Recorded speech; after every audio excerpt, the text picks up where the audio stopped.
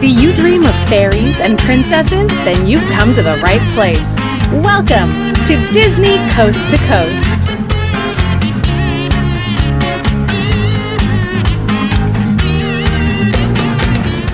Hey folks, and welcome to Disney Coast to Coast, the ultimate unofficial Disney fan podcast. I'm Jeff DePauli, and today on the show, I have a discussion with Disneyland Resort parade performer Spencer Purdy all about the brand new Magic Happens parade in Disneyland Park.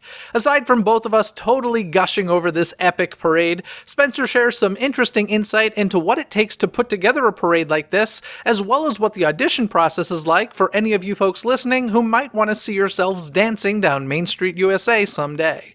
All of that is coming up right after this. If you're looking for some in-depth insight about Walt Disney's life, let me suggest to you the audiobook Walt Disney: The Triumph of the American Imagination.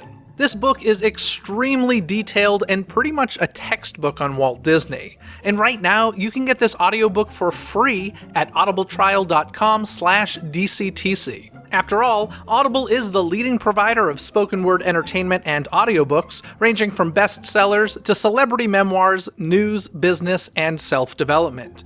You can download titles and listen offline, anytime, anywhere. Plus, the app is free and can be installed on all smartphones and tablets, and you can listen across devices without losing your spot. So head on over to audibletrial.com/DCTC to get your free copy of this book or any others you may be interested in. There are tons to choose from, so you're sure to find a free audiobook for yourself.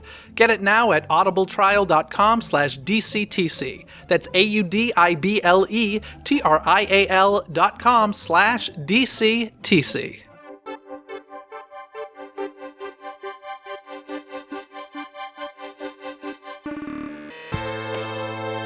It's time to dive into today's Disney dialogue.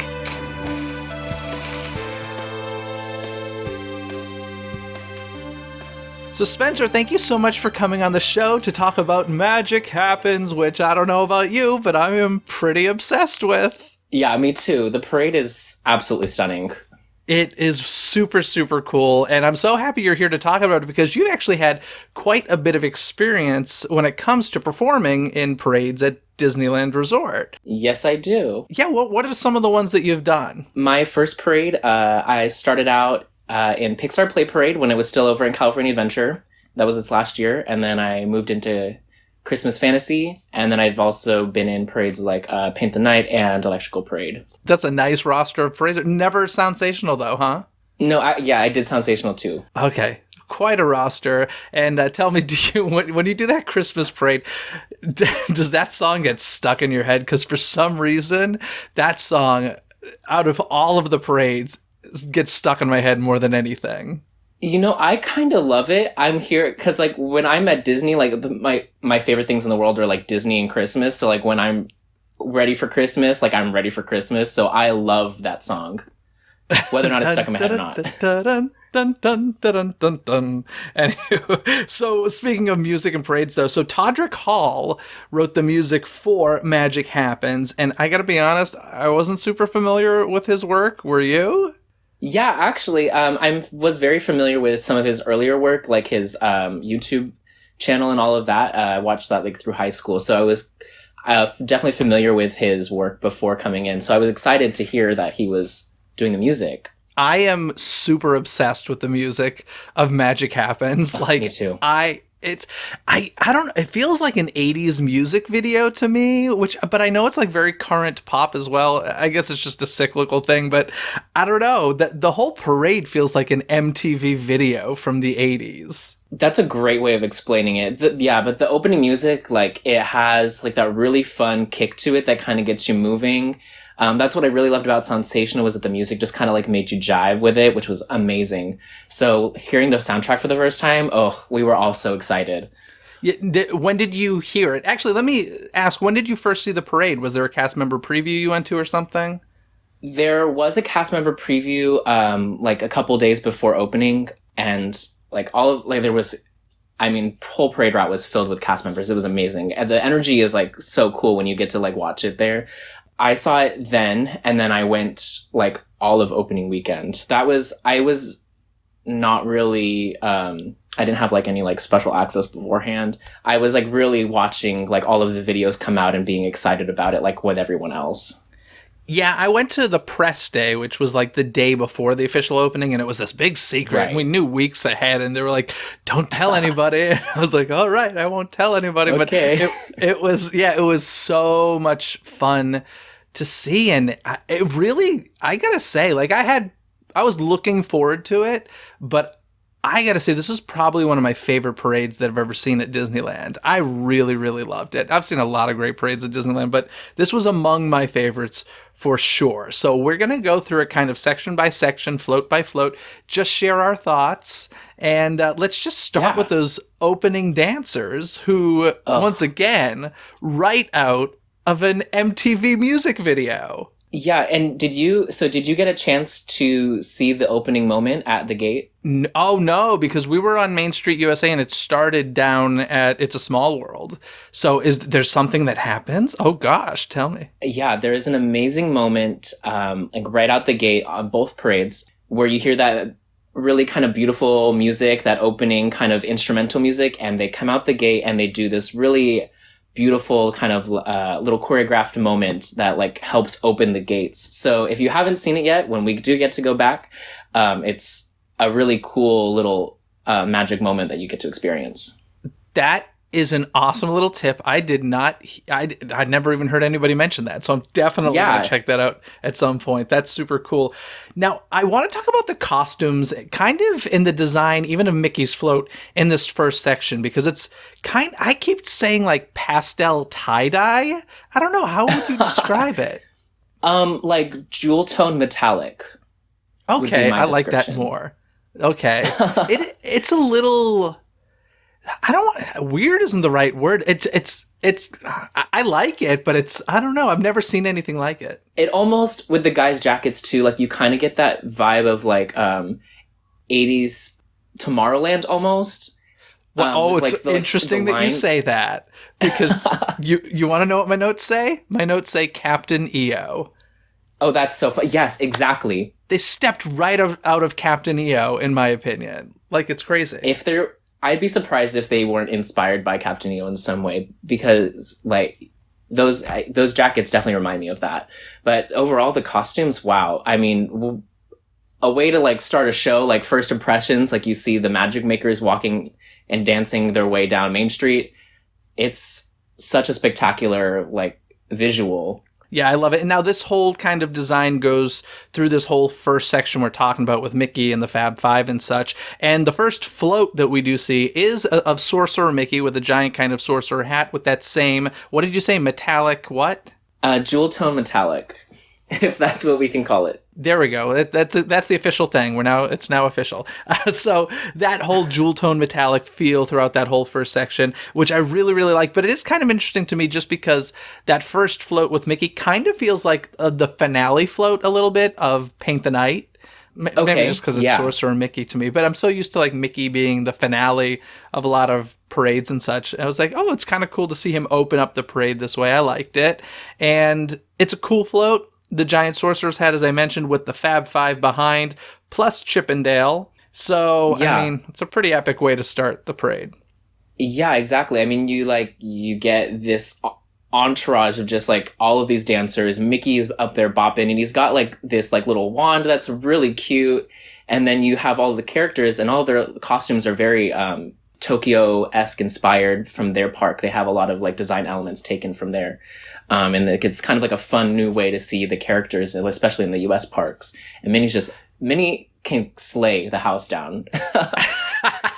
You're totally right, though. I hadn't even thought of that, but a lot of these designs do look inspired by some of the overseas stuff we see. Because I often see photos from the overseas parks, and I'm like, why do they get the coolest costumes over there? Yeah.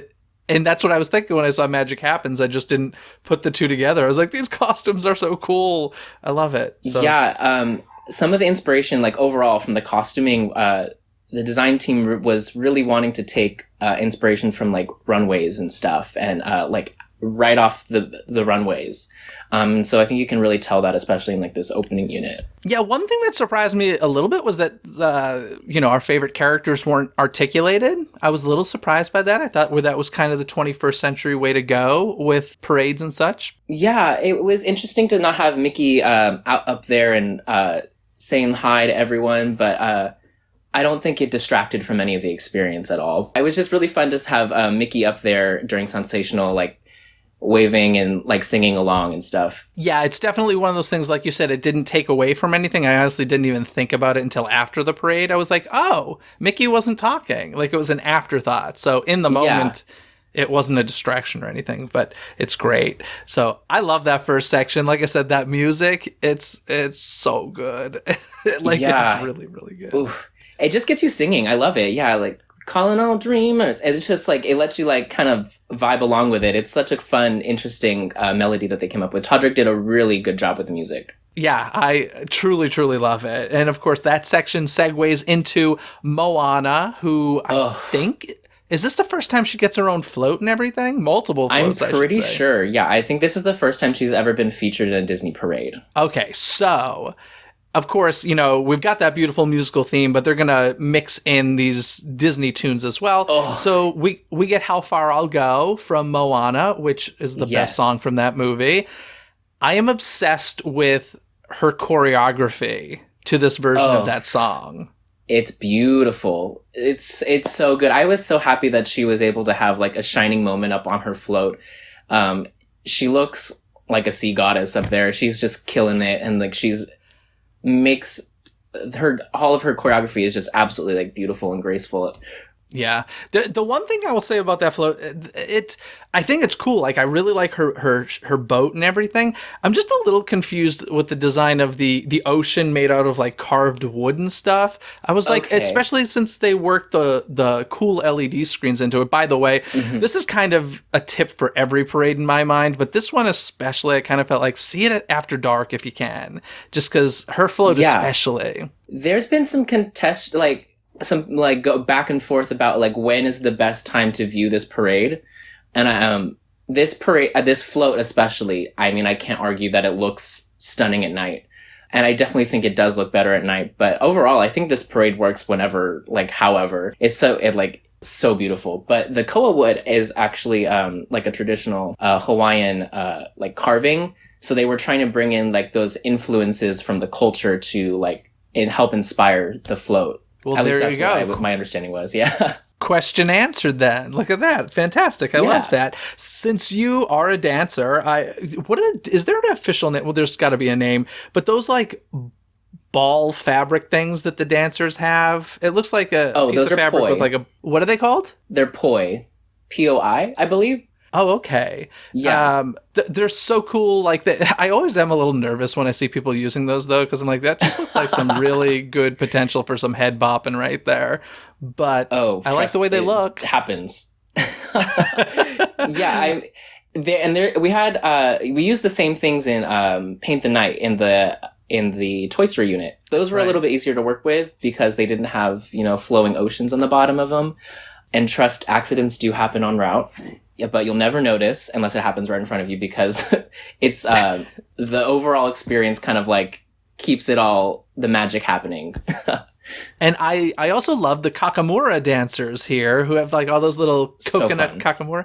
They're so cute as well. They're so cute. And to have like them chasing Heihei around in the back was such like a fun addition. And people love so fun to see him like pop out of the basket and go blah, blah, blah.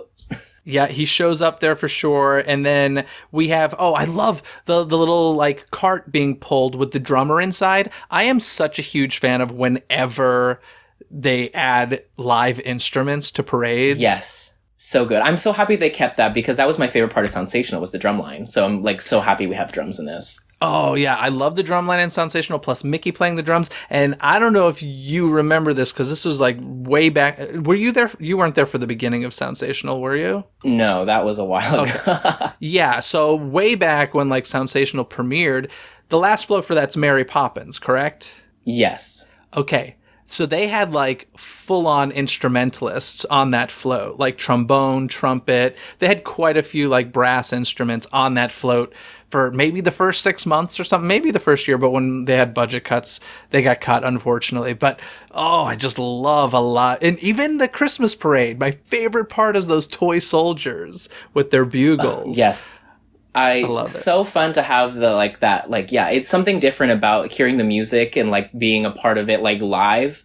Is just like adds like that kind of extra sense to watching and experiencing the parade as a whole. Yeah, super, super cool. And so in any case, to bring it back to Magic Happens, I love that they have this live drummer as part of like these tribal dancers and stuff for the Moana section. As you mentioned, Hey-Hey's around there going around in this little basket popping his head out. And then we get kind of a smaller float featuring Maui, and Pua is hiding on there as well.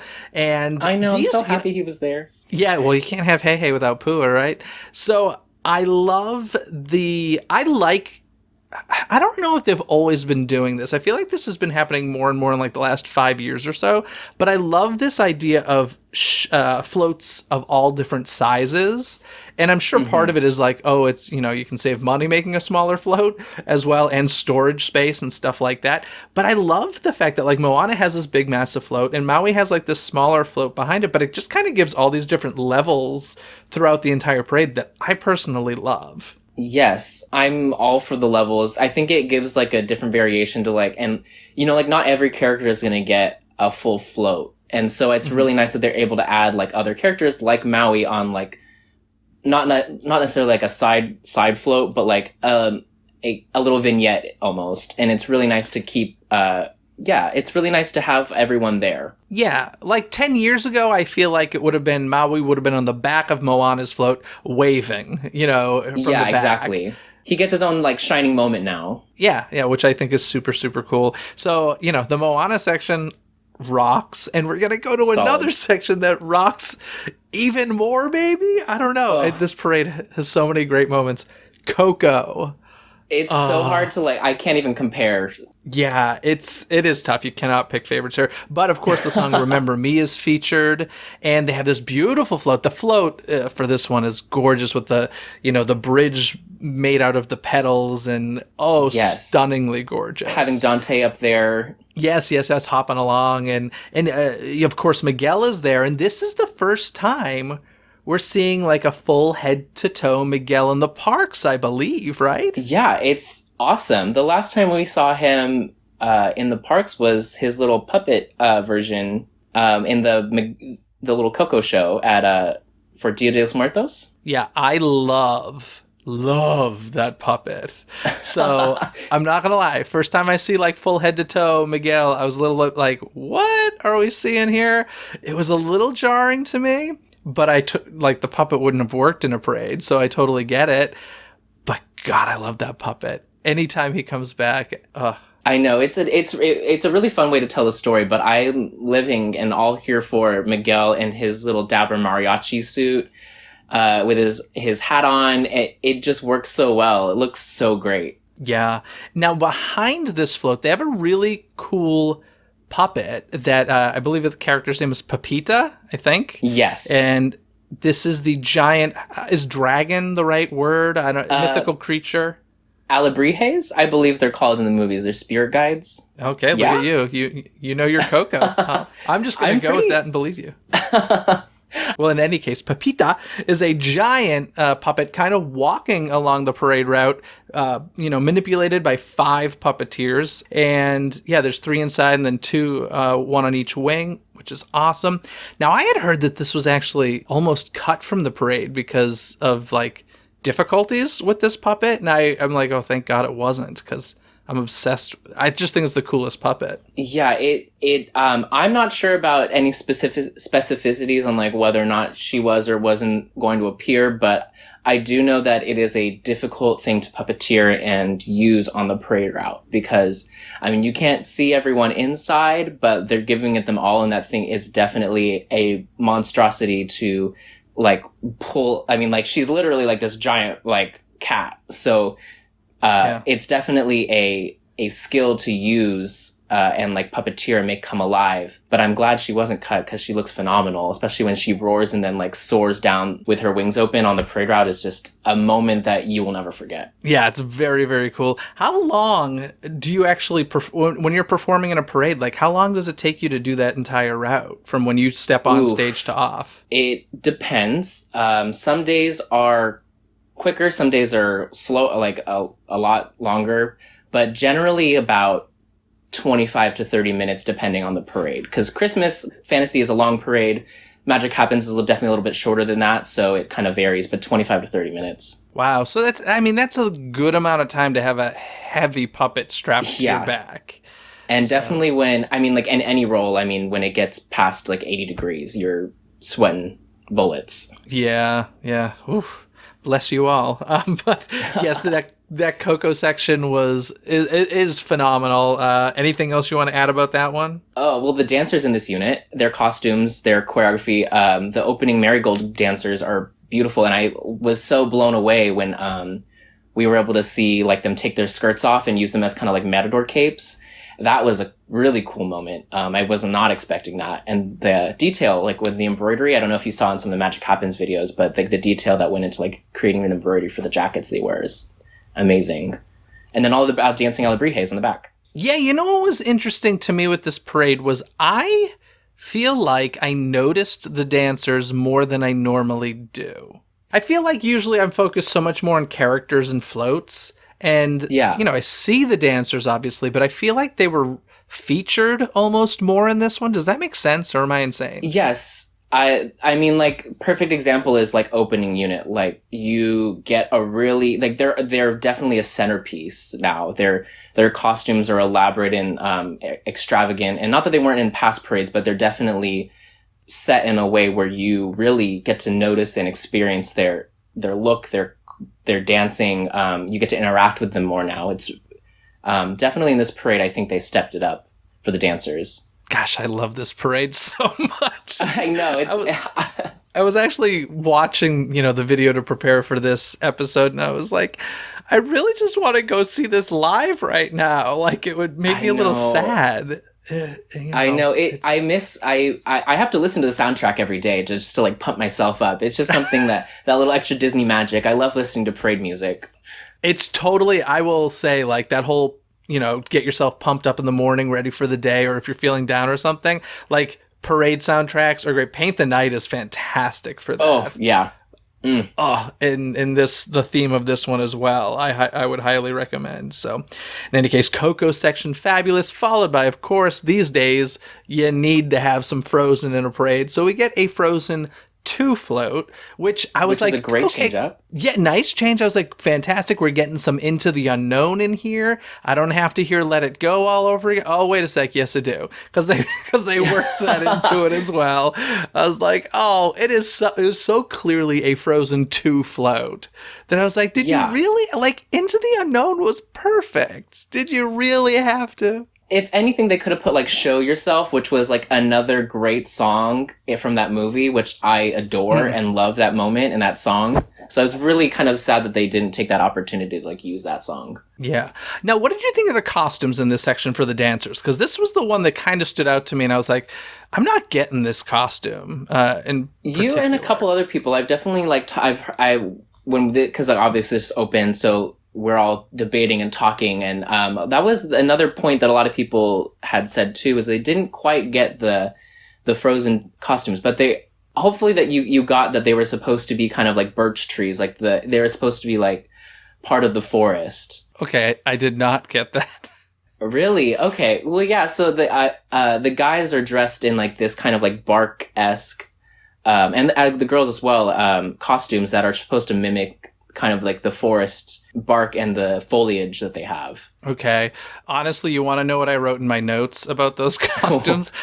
I wrote rags ? I was like, yeah, it was definitely difficult to translate. I understand that comment completely. Although I do really enjoy the girls' little headdresses and little skirts that they have. I think those are really beautiful. And the float has the knock on the front of the float, the water horse. Such a cool piece to look at coming down the main street. Yeah, and I kind of like that I don't know, obviously Anna and Elsa are super popular characters to young girls especially. So I kind of like that set piece. I don't know if you felt this way, but I felt like it kind of hid those characters to create kind of a reveal of them as the float passed by.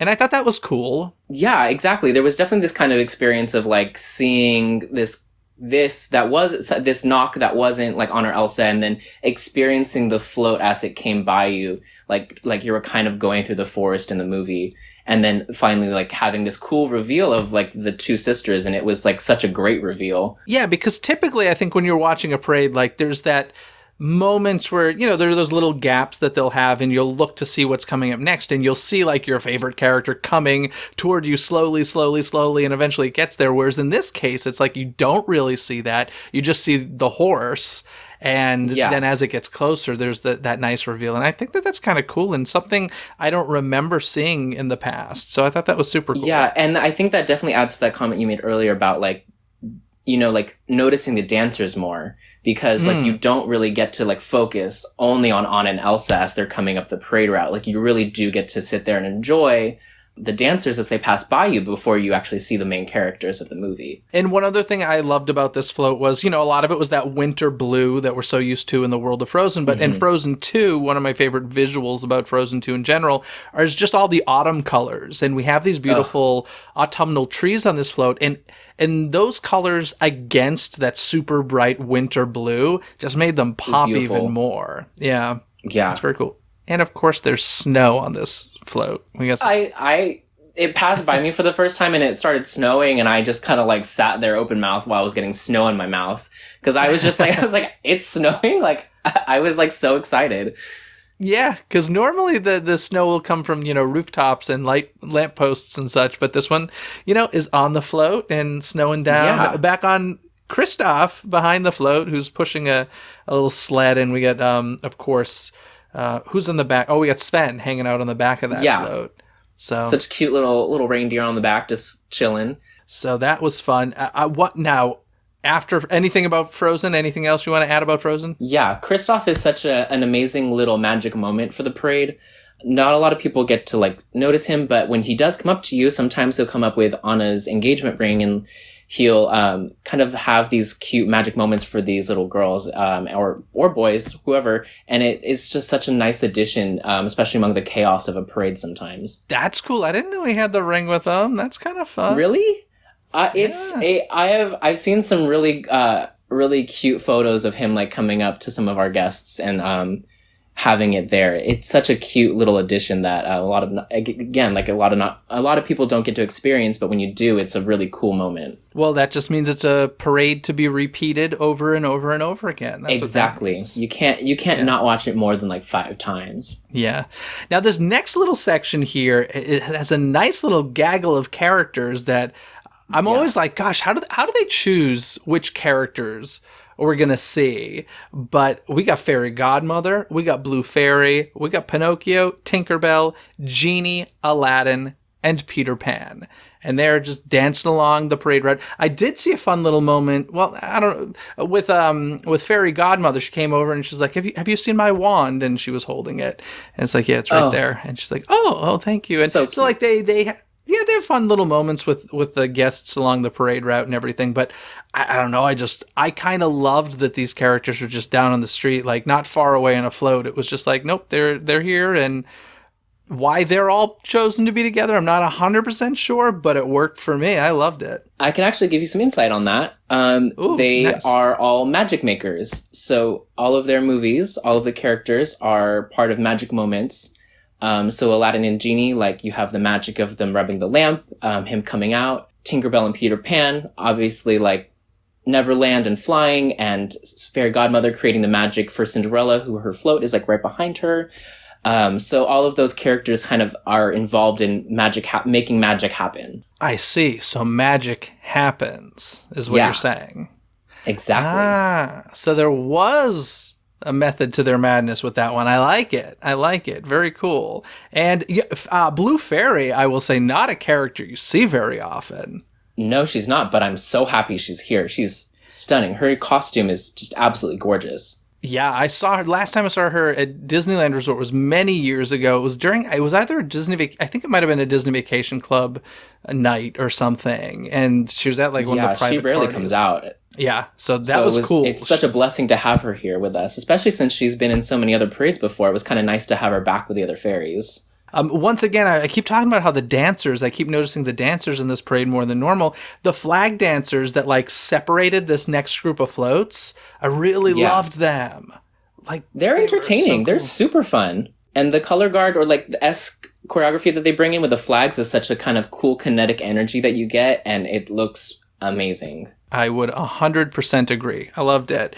And as I said, they kind of separate these next three floats, which are smaller floats, but so good. We've got Cinderella in her pumpkin, which is just beautiful. And, a design of a coach that we've never really seen before. I feel like the thing about this parade is like, it's 100% brand new. It's not uncommon to see parades that will reuse floats with slight new designs and stuff. Like this isn't the typical Cinderella coach we've seen in parades in the past. This is like really new, really awesome. Yeah, it's definitely a different take than we've ever seen. It's beautiful. It's kind of has this gilded gold look to it, almost as she's like transforming for you right now, like the pumpkin carriage is coming to life. So it's definitely a beautiful look to it. It looks like almost like a music box. I think it has that kind of like beautiful kind of like antique look to it. Now this next float, we need to have a discussion about this. Because if you have ever told me that in the 21st century, we would have a sword in the stone float in a Disneyland parade, I would have said, "You nuts? It's never going to happen."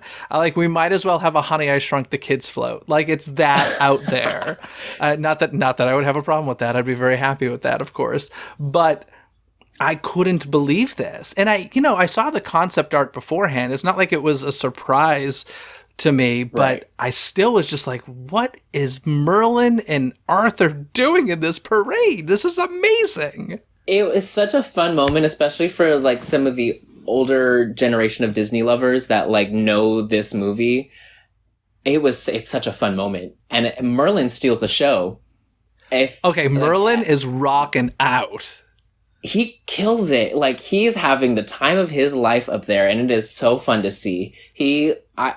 I didn't even realize that Arthur pulled the sword out of the stone at one point, because I was just like focused on Merlin. He was killing it. Yeah, he was. It did make me say, I gotta go back and watch that movie. I do not remember him being this animated, but I was very, very happy that he's in his blue robe, as we see in the film, because something weird happened. Remember when they used to have like the whole pulling the sword from the stone ceremony in Fantasyland? Yeah. Whenever Merlin appeared for that, he was in a purple robe, and I never understood why. Yeah, I don't know. Sometimes they have like different colors for characters. I don't know. The purple robe was always a mystery to me as well, but I'm very happy he's in this beautiful new robe. Now, this next float, I gotta say, was maybe one of the most beautiful to me. I am obsessed with the railings that rotate on the Princess and the Frog float. It's gorgeous. They have these two railings that are rotating in opposite directions around Tiana and Naveen, and I don't know, they could have like just had railings there, but this they created such fun motion and energy, and they're like in this wavy shape, just spinning around. I don't know, it just gives it this whole sense of wonder that I was kind of in love with. It's a stupid little it really thing brings that moment to life. Of like when they transform in the movie, like it really brings that to life. It looks so beautiful with all the stones sparkling on it and like the tree above them. That whole, you are completely right. That float is beautiful. Yeah, I'm so obsessed with it. I love it. And I also love, because Tiana like had one of my absolute favorite floats in Soundsational. So like when they announced that parade was closing, I was like, oh, I'm not going to see that float again. That's sad. But I was like, okay, a much smaller float in this case, but I would say equally as awesome. Like, I think it's so beautiful. 100%. The detail, especially like for this whole parade, actually, like just the level of detail, like, I mean, these floats are like moving sculptures. They're just the detail and like the love and care that went into like designing them. You can really see as they like come by you. Yeah. It's so good. I can't stop gushing about this parade. You'd swear I worked on it or something. Like, I love it so much. So, okay, after that, we have seen some female dancers in these really cool, shall I say, masculine white suits that I love these costumes. Yeah, they're like almost like Michael Jackson-esque with like the lapel. It's a really fun look. Yeah. Now, the fabric things that they twirl around, do those have a name? I do not know. We call them spin flags because they spin in their flags, but... Well, okay, but I put, like, banner flags, so there we go. I like spin flags. Yeah. That works for me. But I love the choreography they have with that. I love their costumes. They're like... I don't know. There's something about this parade that, like, it doesn't feel out of place at all. That is not what I mean when I say what I'm about to say, but it just feels so different than any other parade I've seen at Disneyland. It's definitely a new element that we haven't seen, especially at the Disneyland Resort, in terms of like what we've had in our parades. It's a really unique addition that I'm kind of loving. Yeah. I think it'll... You know, it's funny because Mickey's Soundsational had like a really good run, but it didn't feel as long as... I was surprised when they're like, hey, Soundsational's closing, we're getting a new parade. I'm like, really? Already? And I know that sounds crazy. Soundsational was there for many years. But I kind of just like thought that parade would run for like 20 years or something. And I mean, and I wouldn't have been mad about it. That parade was great. I loved listening and being and participating, watching that parade. It was just so fun. Yeah, I think Soundsational took over a parade that like I loved. Actually, it was a street party that I loved, and I'm like the only person that did.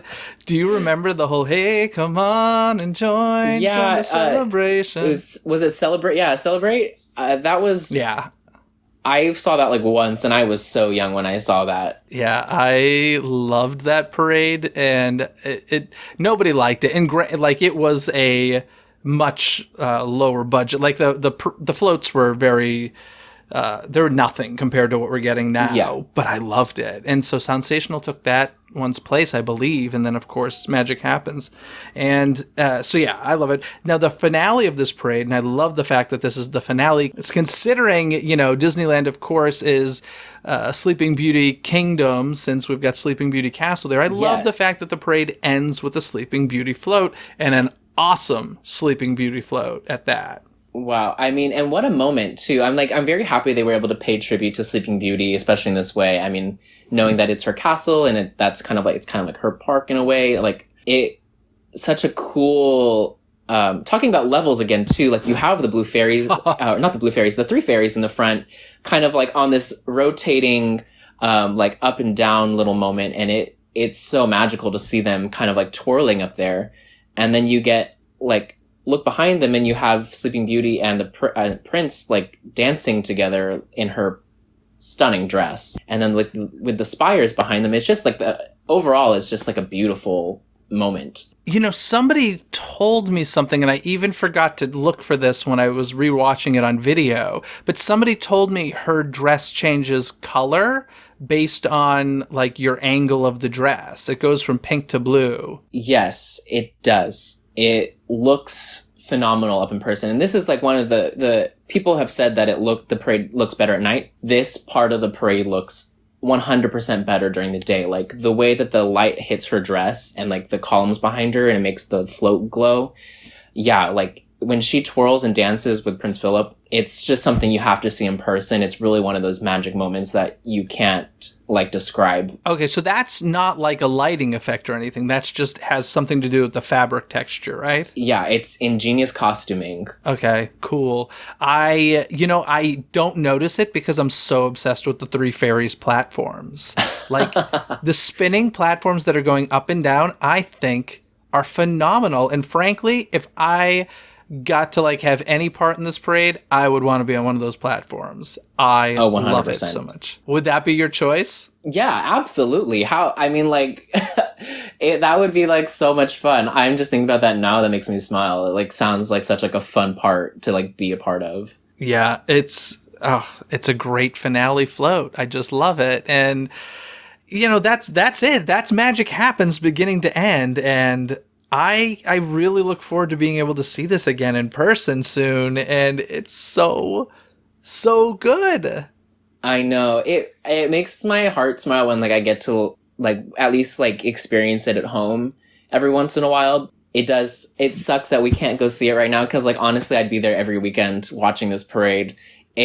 There's something about this parade that really gets you it makes your heart sing with it. Yeah, you're definitely like, moving the whole time. You just can't stop your body from moving. It's so much fun. I should mention that Disney Parks blog did release an official video of the full parade beginning to end with like the sourced music. So I know there's tons of videos of it on YouTube and stuff, but Disney Parks blog did release an official one. So if you want to check it out, go to DisneyParksBlog.com. Just search for, Magic Happens, and I'm sure it'll be one of the first things to pop up.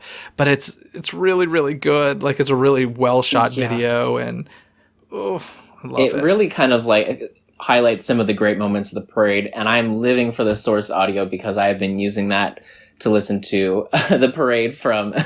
I'm not gonna lie, I definitely ripped the audio from that video because I was like, I need this on my iPhone now. So. That's so funny. Yeah, I should do that too. There's no way I can't, the music, Todrick Hall and like the entire team did a really great job of like creating another memorable and iconic parade soundtrack that we'll have to like be listening to for the next 20 years plus. Absolutely. Now, I do want to ask you a couple of questions just in case there are folks listening to this who maybe have interest or are inspired to maybe be a Disney Parks parade performer sometime. So I am can you talk to us a little bit about how do you, where do people go to find out about auditions for stuff like this and kind of what that process is like auditioning? Well, you can go to the Disney Auditions website. I'm not sure exactly of the URL, but I'm pretty sure it's www.disneyauditions.com. There are postings consistently throughout the year when we are on a normal basis. And all you have to do is check when they have the next one. You can filter by which park you want to be at, if you're Florida, Disneyland, wherever. And then you show up, audition. It can take anywhere from a couple weeks to a month to hear back. But after that, and you do get accepted, the experience that I've had performing has been spectacular. It's a job that you will love to have. It's such a unique experience, and especially like describing it to people that aren't necessarily sure what a Disney parade is or what we do, creating magic moments for people, even if you only get to see them for like 5 seconds on the parade route. You never realize how impactful those moments are, but it's really cool to be able to create that magic, Disney magic, and be that as a performer. If you're thinking about becoming one, I would strongly suggest it. Brush up on your dance skills, take a couple classes if you're not like the best dancer in the world, but I would say don't let that stop you from ever auditioning. Yeah. Now, how long have you studied dance? I have been studying dance for a while. I'm definitely not what you would call a trained dancer, but I've danced in musical theater since middle school. I took dance in college for a couple semesters. So I definitely have a decent background, but I'm not, you'd be surprised. Like there are some amazing dancers that we have on our team that busted out like no other. So, and we do actually have like a really wide range of dance knowledge on our team. So even though you do see a lot of the dancers on route who are killing it and busting moves, like there are a lot of people that don't necessarily have all of that technique. So there's a spot for everyone. That's interesting. So would you say maybe so I would assume personally, if I was like somebody who wanted to do that, I would think to myself, oh, you've got to be a dancer to audition for these things. But would you say even like movers are, in a good place maybe to go in an audition for that? I would definitely say so. Part of auditioning is not just, nailing the moves and being like a great performer or a great dancer, but it's about being a great performer, like giving them face and being able to smile and come across friendly and, have a smile on while you're doing it, really exuding that Disney energy while you're performing. Yeah, and is it one of those things where they bring a bunch of people in a room and teach you a combination and then do that, or are you going in one at a time, kind of with your own music, or how's that work? Yeah, once you sign up and you show up to a Disney audition, usually they'll bring you in and teach you a combination, like large groups, and then from there they'll narrow it down.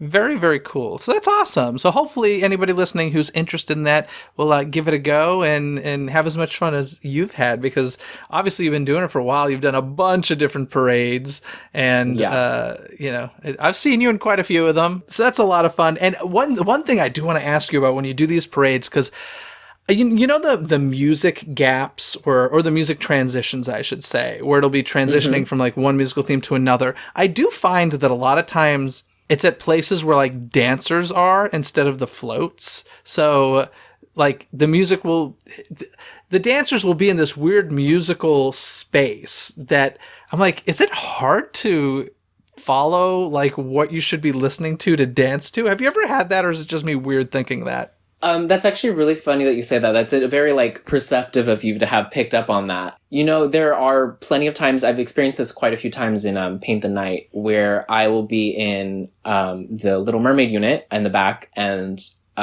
we'll have Toy Story coming up right behind us, and something will be wrong with the audio because, you know, technology doesn't always work how we want it.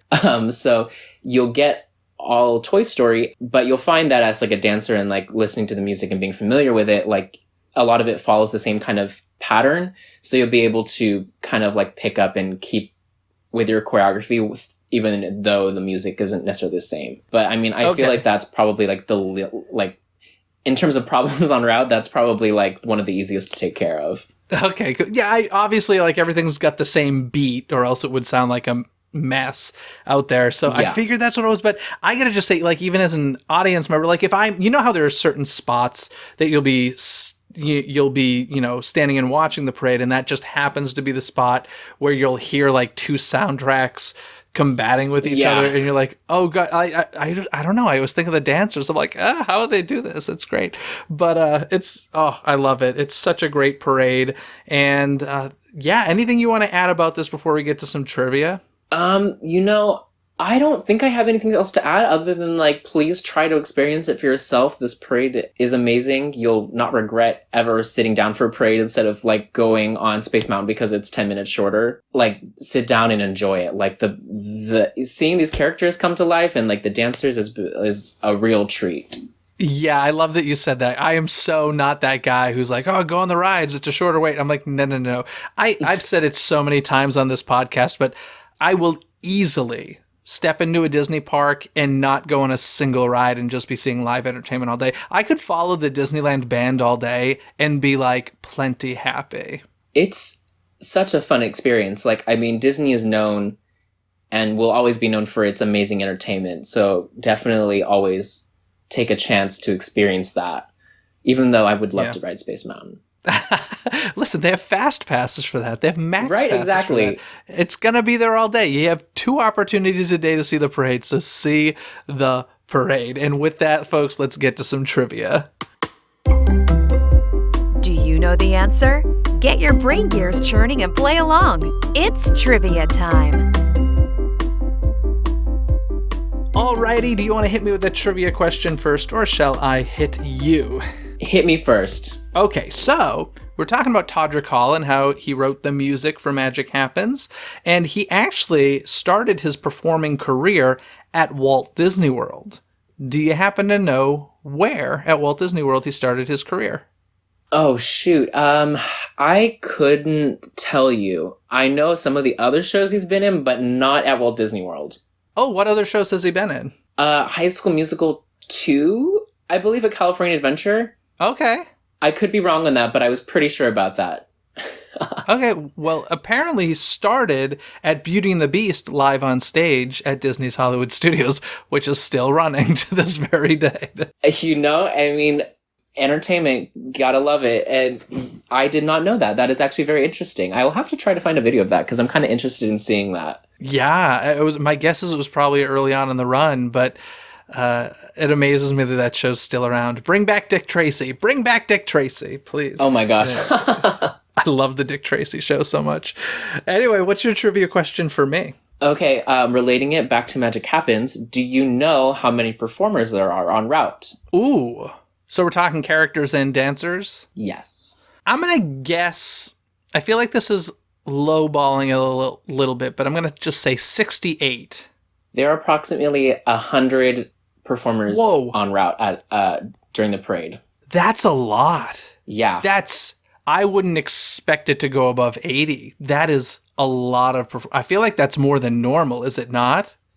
I believe so. This parade, they definitely beefed up like the units with a lot of dancers, so it's definitely a decent amount of performers.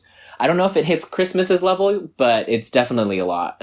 Wow, that's a lot of performers. I love it. Yay, performers employed. That's what I love. Yay, Spencer, thank you so much for coming on the show. I had so much fun talking about this parade with you, and thank you for sharing your insight on what it's like to be a parade performer. It's fantastic. Thank you so much for having me. I really appreciated it. I had a great time. Do you want to plug anything or have people follow you on social media or anything? My social media is Life is Purdy on Instagram, so go ahead and hit me up and give me a follow. And it's spelled P-U-R-D-Y, Life is Purdy. So yeah, there you go. Awesome. Well, thank you so much. Awesome. Thank you so much. Now, folks, if you haven't listened to this past Wednesday's episode yet, you're missing out on an exclusive interview with Disney legend and voice of Goofy, Bill Farmer, where he chats with me all about his upcoming Disney Plus series, It's a Dog's Life with Bill Farmer. And on next Wednesday's episode, we discuss the brand new Disney Plus series Prop Culture, where there's an episode about the restoration of the Honey, I Shrunk the Kids shrink ray. I certainly can't wait to watch and share my thoughts with you. Don't miss out on any of it by simply subscribing to Disney Coast to Coast on Apple Podcasts, Spotify, and more. And don't forget that you can gain yourself some DCTC bonuses and support the show over at patreon.com/DisneyCTC. I'd like to thank current members of the DCTC community, Monet, Philip, Diego, Preston, Rio, James, Jared, Gerardo, Anna, Jeffrey, Erin, Bonnie, Kent, Faith, Leah, Jeanette, and Joshua. Without you folks, this show truly wouldn't exist. Join this list of amazing supporters at patreon.com/DisneyCTC. That's patreon.com/DIZNEYCTC. Other than that, folks, have a magical day. Bye! Thanks for listening to Disney Coast to Coast. Have a magical day. Disney Coast to Coast is produced and hosted by Jeff DePauli. Learn more about the podcast and become a supporter at DisneyCoastToCoast.com.